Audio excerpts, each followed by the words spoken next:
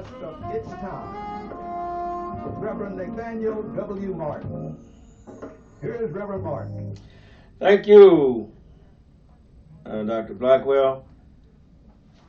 And let me say hotep and good morning, good afternoon, good evening, but certainly never good night and never ever goodbye. My name is the Reverend Nathaniel Wayne Martin. I'm the pastor of the New Life Institutional Baptist Church here in the city of Los Angeles, and we're located at 8916 South Main Street. We're worshiping with our sister church, which has opened up their doors and made room for us to come in. The Shiloh Missionary Christian Church, pastored by my good friend and fellow Christian sufferer in the cause of Christ, Dr. Della F. Hollines. And they always say when the Baptists and the Charismatics get together, there's bound to be a shouting in the camp. And so we welcome you to worship with us. Yes, we are COVID ready, post-COVID, I hope. And we are still praising God and thanking God, not only for delivering us from the COVID, but from everything that was before and since COVID. Because remember, people have been dying since the world began, since Adam sinned in the garden, let's put it that way more appropriately. So we are rejoicing, and again, as Paul said in the Philippians, the 3rd chapter, again, I say unto you, rejoice. And so we welcome you to come out and share in the worship. In fact, tonight is Friday night, which we call evangelism. That's where people get a chance to demonstrate their gifts or exercise their gifts that they may not be able to so exercise in their home church. But over there at our church, you can exercise your gift within reason. And some days I'm going to have to explain that what within reason is, because some people, really can take it too far.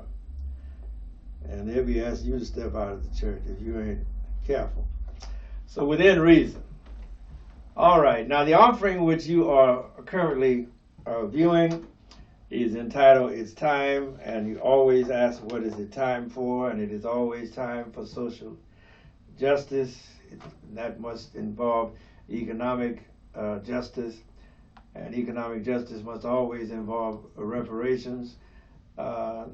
Not just in slavery, but especially post-slavery, because of the fact that we were not compensated during slavery. Everybody got paid but the laborers, and so that train may have run. But what happened post-Reconstruction? Now there. When the Homestead Act was passed, and the rule was go west, young man, unless you are a colored person or a Negro person or a black person, then you were not allowed to go west. But as Dr. King said, while America was willing to give a real estate floor, an economic floor to its white peasants from Europe, at the same time it was not willing to give an economic or a real estate floor to its black peasants from Africa. And so that is where the great dichotomy, bifurcation as you call it, began to really be apparent, not because it wasn't rough prior to or segregated prior to, because even the 500,000 estimated free blacks had to post bonds and post this and that, and you have this type of paper and that type of paper with them at all times, and sometimes they were not able to go to court and bear witness or testify or even to bring charges. So it's not that America was a panacea even prior to the end of the Civil War, far from it. But the reparations of which I am most assiduously seeking stem from the end of the post-Reconstruction phase of the end of the Civil War. America never finished the business, and because it didn't finish the business, the northern corporate industrialists got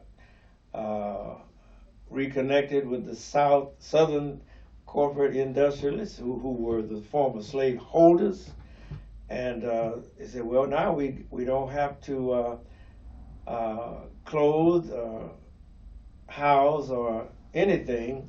We can still work the same game, but now the slave person must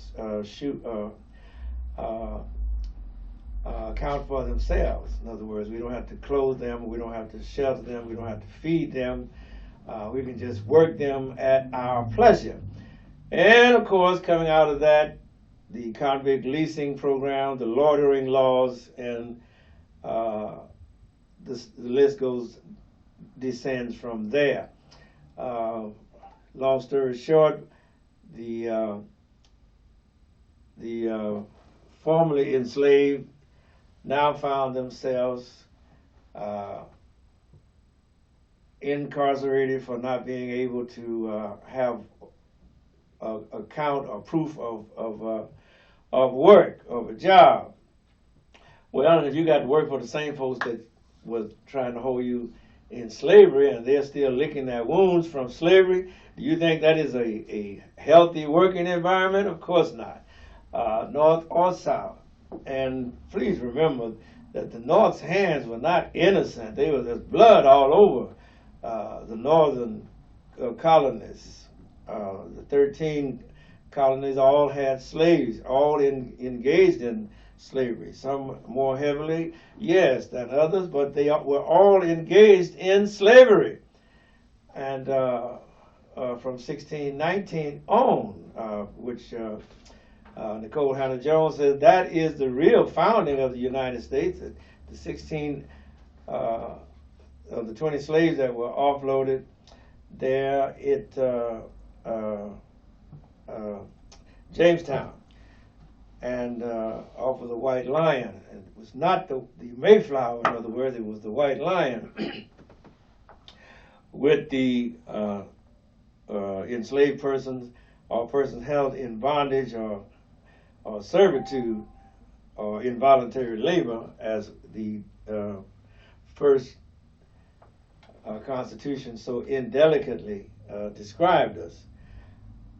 And going from there, we have had a march, and we have had to fight, and we had to escape, and had to run away in order to have freedom, have liberty. And we have amassed what we have amassed in spite of the difficulties, in spite of the vicissitudes, in spite of the struggle or the barriers, the opposition and the conflict. And that conflict continues down to this very hour. But God has seen fit to bless us in spite of. And so today we rejoice that the President of the United States submitted his nominee to fill the vacancy on the U.S. Supreme Court, a black woman who kept a campaign promise. He said he would nominate a black woman to the United States Supreme Court, and in fact, he has done so. You keep in mind that this Miss Judge Ketanji Brown Jackson should have been on the court when Miss Amy Coney Barrett was there. But of course, with the Trump administration, they were going down another list of conservative judges, and her name may have been on the list, but she was bypassed, and therefore we got what they call the Handmaid's Tale Mrs. Amy Comey Barrett, who now sits on that august body. But now, in the providence dealings of God, we may have a chance to get the first black woman on the U.S. Supreme Court. Remember, she will be isolated. She's in the minority because the 6-3 majority will still hold as 6 conservative judges versus 3 more liberal, in some cases, judges. And so the deadlock will be there. But at least we will have a historic first, and one may hope that God will intervene with her as he did through Thurgood Marshall, and they may be able to pass some good case law before the dark night of conservatism closes in. Remember, the Republicans have 6 justices, and the Democrats have 3. And that's the way it is. It was 5-4 originally, but then now it is 6-3. And we have to continue to pray that Miss Judge Ketanji Brown Jackson will prevail, and that things may change, and all of that type of thing, because we really, really do not have anything with Clarence Thomas up there. Enough said on that. And so, you notice that Thurgood Marshall's last years on the court, he was always writing in the dissent. It's because after the retirement of Earl Warren and one other of the judges, then the dark night of conservatism has descended upon the U.S. Supreme Court.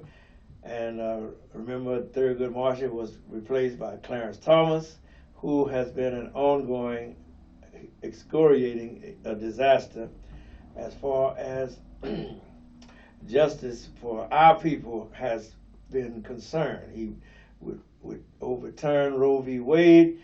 He would overturn Brown v. Board. He is a disaster. He's rolled back all of the civil rights gains that we have fought so hard for historically. But at least Miss Ketanji Brown Jackson, Judge Ketanji Brown Jackson, is a good nominee. The rest is in God's hand. Let me read to you from our marching orders. I'm going to read our Old Testament orders, which we begin at Deuteronomy chapter 15 and verse 12. It says, "And if thy brother, an Hebrew man or a Hebrew woman, be sold unto thee and serve thee 6 years, then in the 7th year thou shalt let him or her go out free from thee. And when thou sendest him or her out free from thee, thou shalt not let them go away empty. Thou shalt furnish him or her liberally out of thy flock and out of thy floor and out of thy winepress. Of that wherewith the Lord thy God hath blessed thee, thou shalt give unto them." All right? The word of God for the people of God. Now, we need to read the text in Ephesians and chapter 6. I'm going to read verse 11 and 12 because it is so descriptive of the times in which you and I are living. It says, "Put on the whole armor of God, that you may be able to stand against the wiles of the devil. The wiles, you parse that as you will, and it basically means methods, the wiles, the methods of the devil.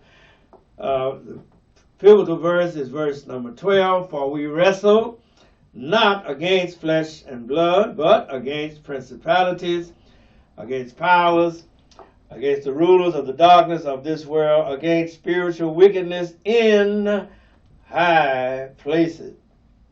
And that is so descriptive. It was descriptive then, and it is very much descriptive now of the social, political, economic milieu. Because we live in a capitalistic society, and we are governed by the laws of capitalism. One time it was said what was good for General Motors was good for the nation, and that really hasn't changed. The General Motors may not be in the driver's seat no more, but the capitalists, whether it's a Bill Gates or whether it's a Jeff Bezos or Elon Musk, they are in the catbird seat. They drive the economies of the world. In other words, not just the economy of the United States. And so when you can get a black woman who have never been on the U.S. Supreme Court, where you can get a situation where you can have an opportunity to get a black woman on the Supreme Court, then you better thank God for the blessing. Better thank God for the blessing, because you wrestle not against what? Flesh and blood, but against principalities. And in other words, the word principality simply means the person or organization or agent, sometimes in our cases, clerk, who is in the position of delegated authority. They can make your life hell on earth. Against principalities, against powers, against, and of course powers is the word, two words for power, ousios, and which means delegated authority, and delegated authority and permission, and then the word, the original word dunamis, from which we get the word dynamite. Okay, and against the rulers of the darkness of this world, against spiritual wickedness in high places. Yeah, you see Joe Biden, you saw Donald Trump, but they are not the rulers. They don't hold the power. The people behind the scenes hold the power. That's why Paul calls that against the rulers of the darkness of this world, against spiritual wickedness in high places. I remember one time in Silicon Valley in the early years that the techies, as they were called then, said they didn't want to be involved in politics, that they were just going to do their thing in Silicon Valley. But, of course, they become to find out that even they had to play the political game. And so they entered into the spiritual darkness, if you call it that. The darkness of this world, against spiritual wickedness in high places. Steve Jobs and his partner that started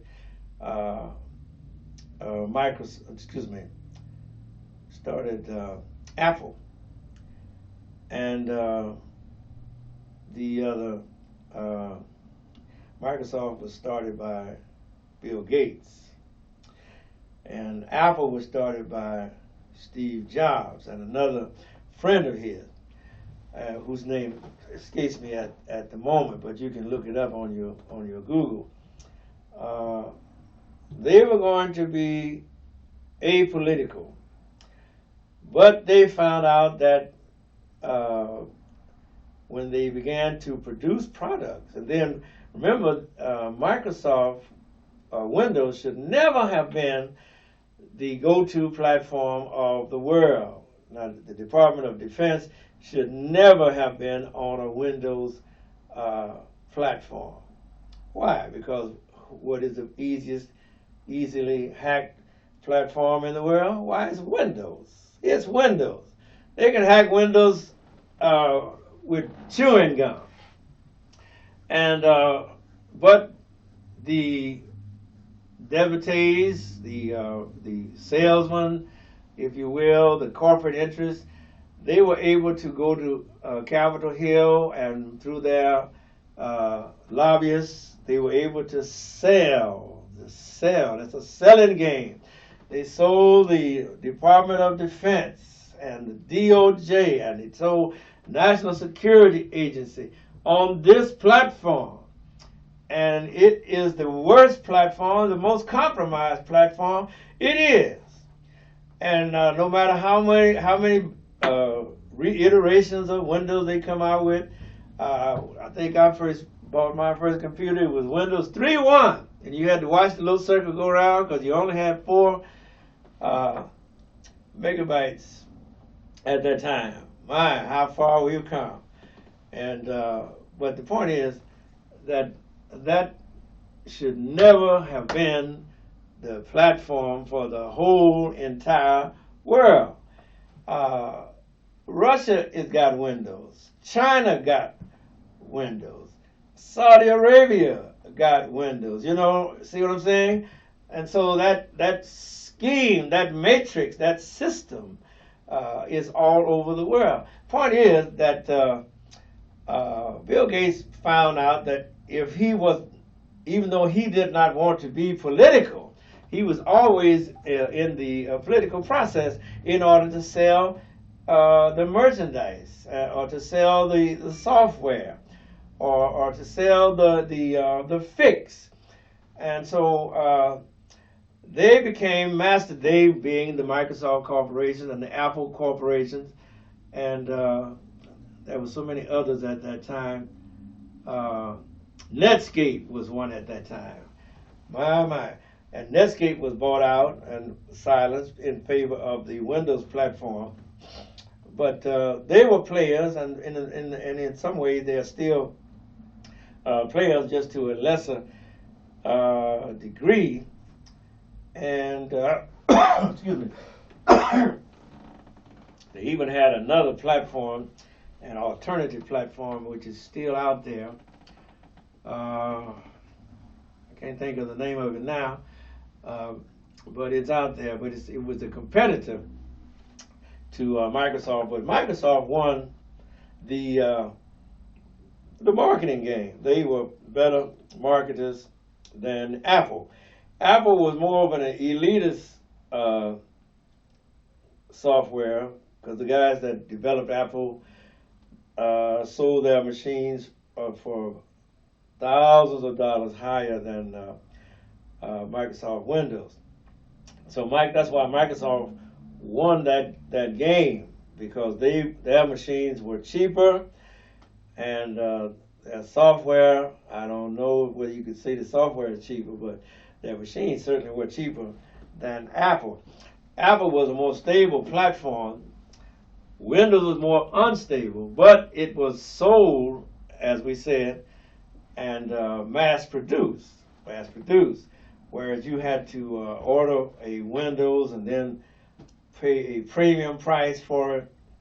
You didn't have to do that with with Microsoft. No, they would come out with a machine, and it would last for maybe 3 years or 5 years. Then you had to get another machine, and then in that time they kept doing updates, upgrades, fixes, patches. 3.1 was my first set of Windows, and then they come out with Windows 95, I believe it was, way up there. And so I don't even keep track of what kind of version of Windows I have now. That's how dramatic, how organically they have kept upgrading and kept improving. Everything is an update and an improvement, but the machine doesn't work any better. Matter of fact, if you got photographs on a CD, or if you got music on a CD that you downloaded in Windows 3.1, well, down the road you may not could even play those on your newest version of Windows computer, because that's the way the game is played. Okay, so we wrestle not against flesh and blood, but against principalities, against the powers, against spiritual, against the rulers of the darkness of this world, against spiritual wickedness in high places. You think you're included? No, you are excluded. You're a consumer, but don't try to get in to bring your little expertise or badge that they sell you, or T-shirt that they made you buy, and all of that, and saying that you are a player. No, you're not a player. You are simply a pawn in another rich man's game against the rulers of the darkness of this world. The rulers of the darkness of this world. You don't even see them because they are all shrouded. Abraham Lincoln's biographer, historian, called him a Japanese tycoon who was hid behind a rice paper veil and controlled the entire environment, situation, circumstance. Well, that's the way we are being controlled by people that we can't see, that we don't know are there. Some of us unconscious of what is going on. Some of us are, but we're too la-di-da to really see what is happening. And so we got the illusion of inclusion. But if you had to buy it, you had to pay for it, you're not included.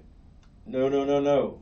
You're still standing on the sideline, waving your flag and hoping that the people that matter will see you, and they're not going to see you. Why they despise you. And so it is. And this is the way that the world has always operated that way even before the modern era, of course. Way back in the dawn of the world. Is that right? When Egypt was in Africa, the fix was in, because somehow we were always told that the Europeans' ice was colder than the Africans' ice, and that prevails even to this very hour.